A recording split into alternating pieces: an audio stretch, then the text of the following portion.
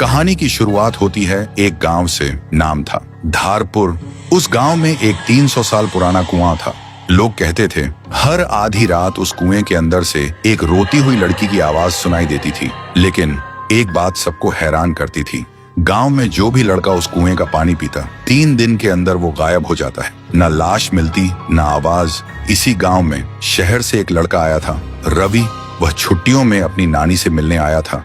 उसने सुना था कि लोग अब भी उस कुएं से डरते हैं, लेकिन रवि सोचते हैं डर सिर्फ अंधविश्वास है और कुछ नहीं।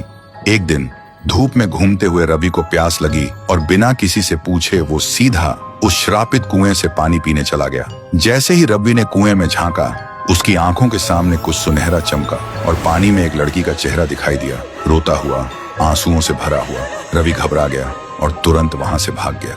उस रात उसे नींद नहीं आई। हर वक्त लगता कोई उसे देख रहा है और बुला रहा है। अब उसे भी डर लगने लगा था। फिर सुबह रवि ने एक बुजुर्ग से पूछा, दादा, ये गांव का कुआं इतना डरावना क्यों है? बुजुर्ग हाँफते हुए बोलते हैं, बेटा, ये कुआं इतना भयानक क्यों है और उस कुएं में ऐसा क्या है जो सिर्फ लड़कों को ही अपना शिकार बनाता है? आज तक इसका राज कोई समझ नहीं पाया। रवि बोलता है, तो क्यों ना हम एक तांत्रिक को बुला लें जो इस राज का पता लगा सके। फिर गांव के सभी लोग इकट्ठा होते हैं और एक तांत्रिक को भी बुलाया गया था। तांत्रिक आंखें बंद करता है और कांपते हुए कहता है, ये तो बहुत ही भयानक है। कुएं के अंदर जो भी है वो मेरे बस के बाहर है। और वो तांत्रिक तुरंत गांव छोड़ के चला जाता है। गांव वालों के चेहरे पे डर और गहरा हो जाता है। लेकिन रवि के मन में अब सवाल उठते हैं, उस दिन मैंने जो देखा, क्या वो सिर्फ मेरा वहम था? और आज तांत्रिक ने क्या देखा जो डर के भाग गया?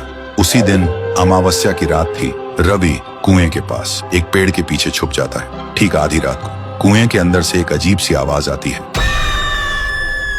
और तभी कुएं के अंदर से एक लड़की बाहर निकलती है। वो डरावनी थी, लेकिन उसकी आंखों में सिर्फ दर्द था। थोड़ी देर बाद एक लड़का बाइक लेकर गांव से गुजरता है। वो लड़की अचानक उसके सामने आ जाती है। लड़का तुरंत ब्रेक लगाता है, लेकिन कुछ ही पल में वो उसे गायब कर देती है।